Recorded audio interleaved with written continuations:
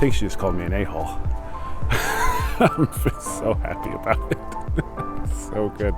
This right here is the fuel relay, and this joint is cooked. I mean, all of these are cooked. All the joints are cooked a little bit.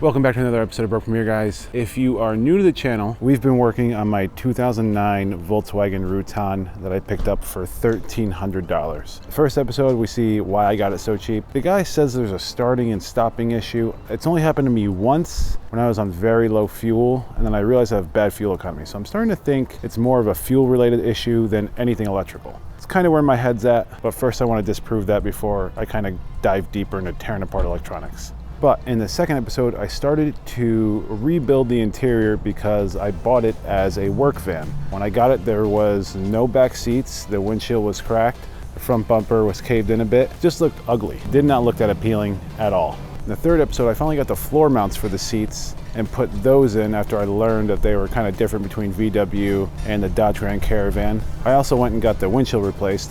Then in the fourth episode, I finally cleaned all the plastics from full of sheetrock and white paint and all kinds of grime. I cleaned all the plastics back to normal. Then in the fifth episode, which was the last episode, I finally finished cleaning the entire interior. Well, mostly. Most of it is clean, all the seats, the cloth, all that. There is a few plastics that I have left to the side that I have to go through. Nothing big, just things that I kind of missed as I went through the entire car. But now, in this episode, what I would like to do is to check out the air filter, check out the mass airflow sensor. Also, I've been needing to paint these handles along with this steering wheel cover. So these handles have chipped away all the chrome. It's pretty thick chrome. I think it's legitimate chrome plating because it's pretty hard to get off, to be honest. It's kind of like a really thick tin foil on here, but unfortunately it's peeling off on the driver and the passenger side. It just started to on the edges. And I also need to paint the centerpiece because it has the wear and tear of people holding it in certain spots, and it looks ugly when you look at this nice pretty dash and then you have all these little weird spots. It's bad enough the leather's kind of destroyed, but at least it's soft, it's not ripped. But then this kind of just adds that extra little ugliness to it. So all that is going to be the goal for today. Also in this episode, I would like to clean and buff the whole thing. So in the last episode, again, I ended up painting all the little scuff marks on this car. In fact, I was just kind of rubbing off all the extra paint here. It's all dirty and not really connected to the car. In the last episode, I also painted everything that was scratched, damaged on the front end. All these little spots that to you probably don't notice, but if you've been watching, then you know that all these little spots came a long way. Oh, and for those of you that are worried about the primer situation, which I'm sure some of you are commenting in the last video about, I finally got some. I went and grabbed 2 cans today, along with the spray paint that I think is going to fix that color. It's just universal silver. The flakes are just minute enough that it's just barely silver, which I think is kind of the color Volkswagen goes with. They do use a little more of a pewter in their silver, but this was the closest I could find. I found one with more pewter, but definitely a lot more metallic flake in it. So yeah, before I get started with everything else, I first want to spray paint everything just because my hands are clean, everything in there is clean. I don't want to get everything filthy after I work on the engine and everything like that. So first goal for right now, what I would like to do is to disconnect the battery and to start disassembling the airbag out of here and then take out this cover. Last time I did this in the Cadillac, I just spray painted it inside the car, but it was black paint in a black interior car, so if a few droplets got somewhere, you probably wouldn't even notice. But right now, if I spray silver in here, I feel like you're gonna see metallic flake all over the place. So that's our first goal. Unplug the battery, take out the steering wheel, and get that cover ready to be painted. Let's get at it.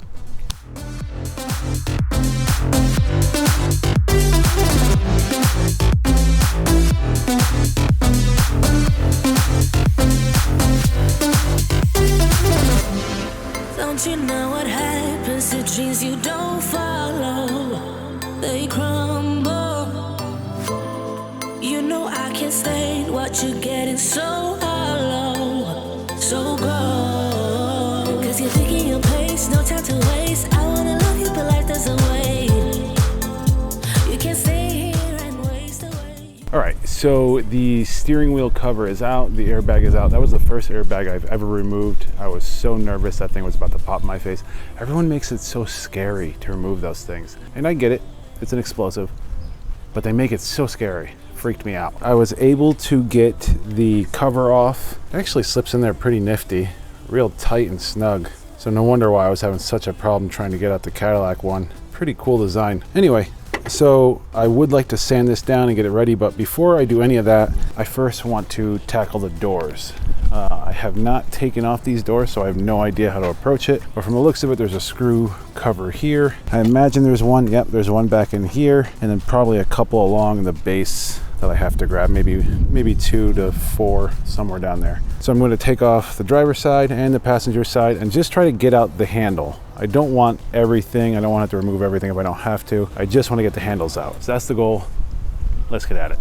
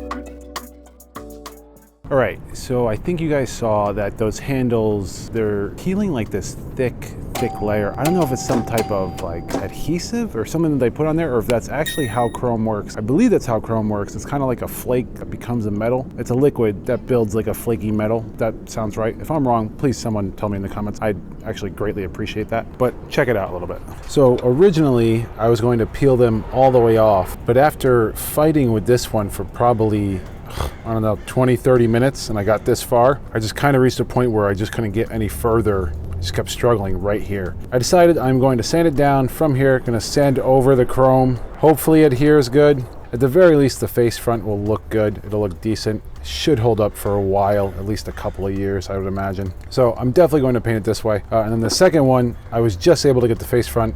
Everything else is still chrome. Still gonna do the same thing. Sand it down, try to get it some grit, and then paint over it. So that's what I'm gonna do right now, guys. I'm probably gonna wet sand those things up. Definitely try to get those metal layers, especially right at the ledge, soft and smooth so that they never cut anyone. Then primer them all up and give them a nice painted coat. And then after that, kind of see where we're at, and we'll go from there.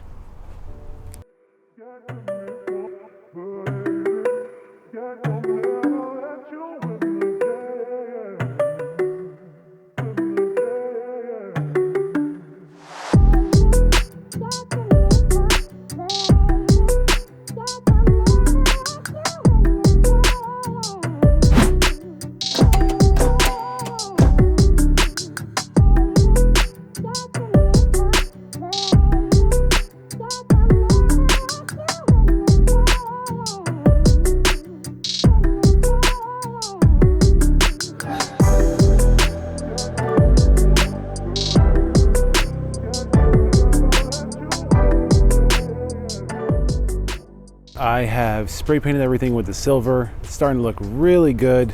There is some blotchiness, and if my paint guys could let me know, I believe it's like the mix of probably the acrylic or whatever it is, the acrylic enamel mixed with the metallic that's settling different. It's giving me like this blotchiness, almost like there's a haze on it. So check it out. If you guys know, please let me know down below. But I don't know if you can see that, but it's kind of like white blotchiness here. Definitely on here, there's a little blotchiness spot right there. So it's crazy. I'll get it like almost perfect in one spot, then I go to another, and then this happens. So like this handle's perfect almost, and then this one's like this. So if you guys know what that is, I believe it's just like the acrylic or the enamel settling as some of the metallics are higher and then lower in certain points. I think that's what's happening. I guess regardless, I'm about to throw a clear coat on this in the next 30 minutes after these dry, and I think that should fix it. If it doesn't, then I really need to start understanding why it does that. But in the meantime, while that's all drying, I want to start messing with this thing and just make sure that there's no issues I'm going to find with it after I think I'm all done with the car and ready to sell it. So the first thing I want to do is I want to check the air box.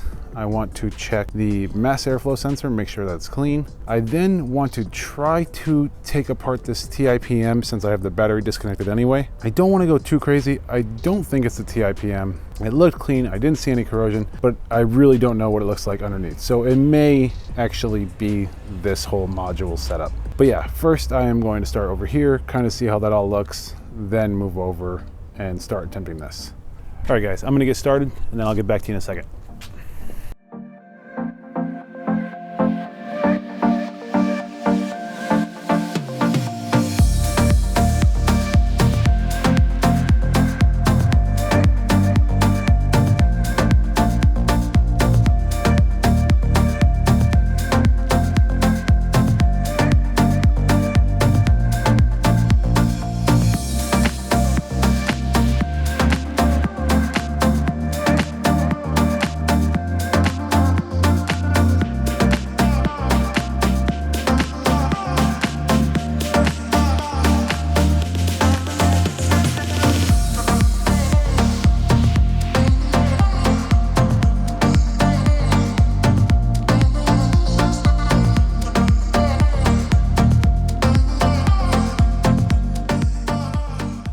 All right guys, it is the next day. I ended up taking a break from trying to tear apart that TIPM because I didn't want to break it. And I think I showed you the last coat of the clear coat and I just kind of left it to dry overnight because it takes at least 30 minutes to dry. So I just hung it in my SUV. But I wanted to share this with you guys because I just came out and it started cracking me up a bit. For those of you that have mentioned Karen, probably like right here, if you can see that one white covered window, I don't know, I'll probably point it out in a second. But it was really funny because ever since Karen complained, I've been subconsciously looking up at that window because I realized that's where she is. Just to kind of see if she's staring at me, if she's got an ugly little face on, whining or something. It's subconscious, I don't even think about it. But I came out this morning and she's put up some privacy screen on the bottom half of her window so I can't see her. So one of two things. She was watching me and saw me looking at her, seeing if she was looking at me. Or two, she put a privacy screen so she can look at me and then just be upset the whole day. Either way, I found it hysterical and hilarious, and I'm so happy it's there. I don't know why it brings me so joy. It's very comical to me that this is happening. I was planning to do this intro today totally different, but it just caught me off guard and started making me laugh a lot. So anyway, that's where that's at. But yeah, if you look right there, that's the window. I can't even believe it. So funny. But anyway, check out how the door handles came out last night, guys. I'm very happy with it. Looks really good, very pleased. So I ended up just zip tying them to places in my Explorer because I couldn't find a good drying hanging place. And that one came out awesome. This cover came out amazing. Oh yeah, I guess I never showed you guys my whole back seat. Look at that. That's why I need a garage, guys. It's getting rough. Got the lockbox and my storage unit in front. Living the good life. And then this other door handle also came out just absolutely awesome. So pleased. Yeah, there's a couple little nicks in here and there, but like from 3 feet away, as you put your arm up to grab it, you won't see it. Looks good. Very pleased. I think she just called me an a-hole. I'm so happy about it. So good. What else?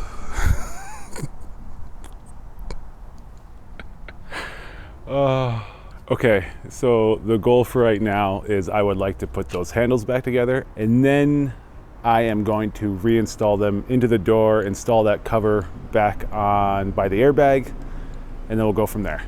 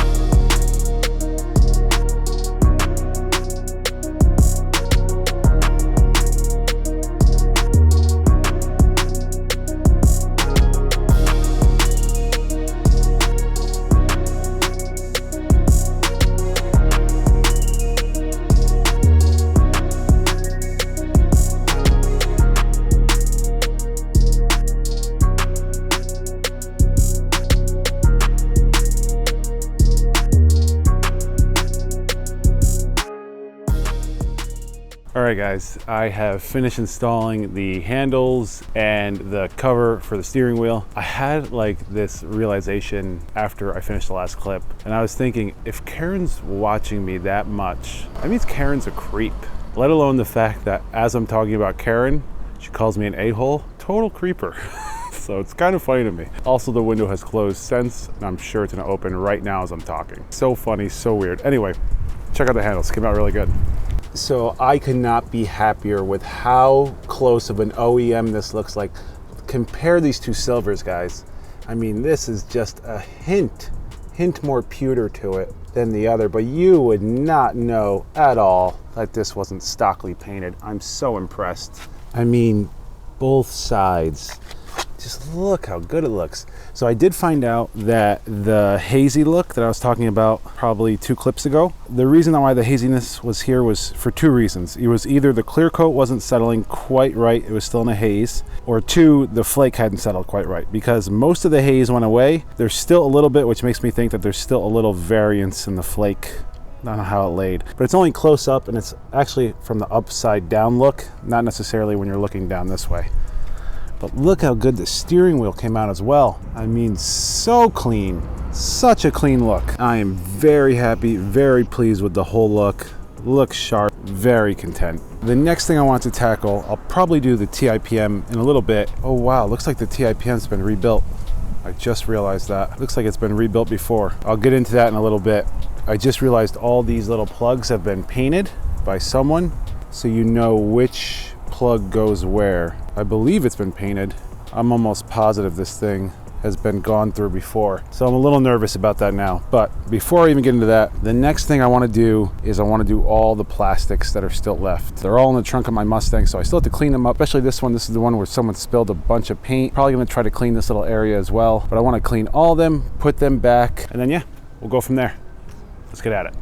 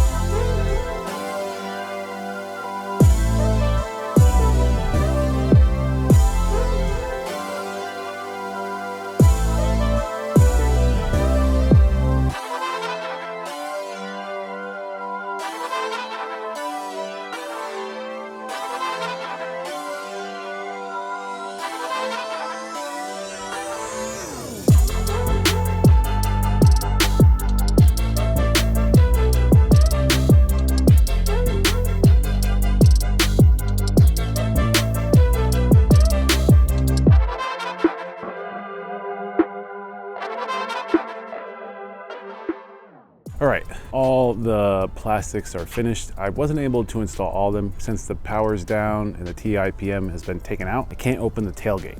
It's not like a latch system, it's an electronic system. I mean, it latches, but it's electronically controlled. There's no actually like pull cord to open it, but it came out really good. Check it out. So the runners look real nice. Little seatbelt covers came out really good. And this is actually the second piece to the fold-down chair. It goes to that skinny chair out of the 2. When I bought it, it was broken. I knew it was broken, but I always planned to just put 2 little drill holes and put 2 black screws on the top of that fold tab. Should be fine, shouldn't be a big deal. So I'm gonna do that once I'm able to open that tailgate and take the seat down. And then the other side came out very good as well. I mean, remember, this was covered in white paint, guys. Yeah, it's still a little rough, but compared to what it was, there was duct tape all over here. Some type of glue as well was stuck on here, but all the paint came off. Even down on the sill here, I removed some of the spray paint that had kind of piled up, or some of the paint that had piled up. There still is some back here, but I don't think it's enough to notice. If someone does, it's okay. The seatbelt cover came out good as well. And then I ended up getting this thing dirty already. Somehow I got dirt on there.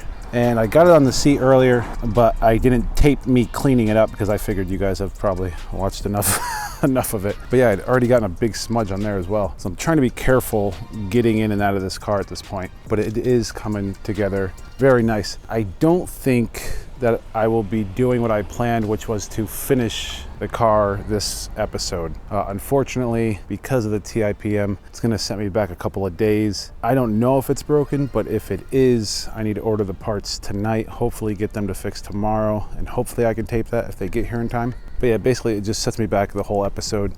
But right now, my goal is to actually go upstairs and start to dismantle this TIPM.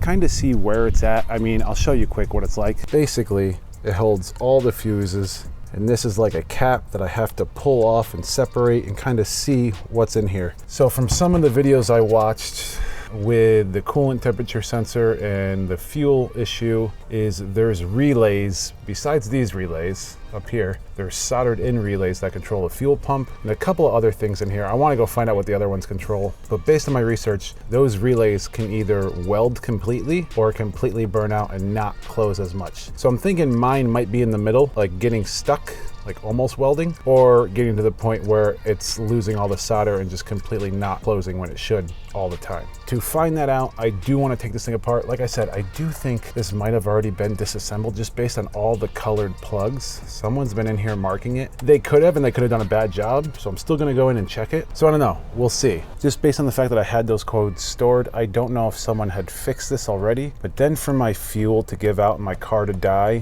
when I went up that hill, makes me think this still might be an issue that they didn't really fix. I think what we're gonna do is go upstairs and I'm gonna start ripping this thing apart after I take some photos to kind of know where everything goes, and then tackle and see if this thing has some soldering issues, if those relays are shot. Maybe they did install new relays, but the soldering already broke loose. Check all that. So yeah, I'll see you up there.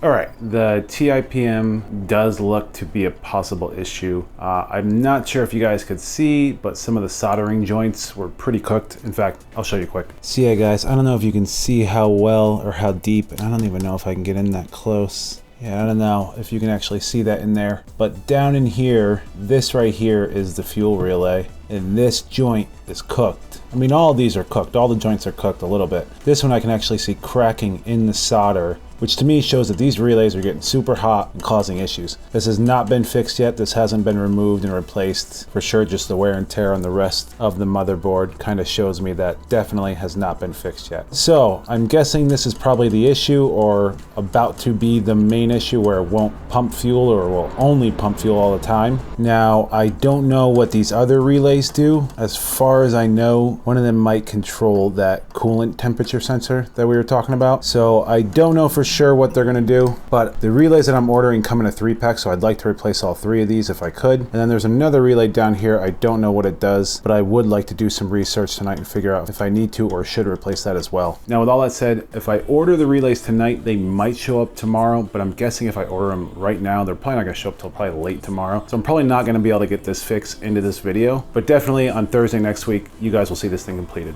Also, next episode, we will finish the van. I'm also going to be looking for a flip. Hopefully I get one by the next video. Fingers crossed. Again, I'm not sure, but I'm totally hoping that we do. So with all of that being said, I think that is going to wrap up another episode of Broke Premiere, guys. So I hope you have a wonderful rest of your week, and I'll catch you again on Thursday. Later, guys.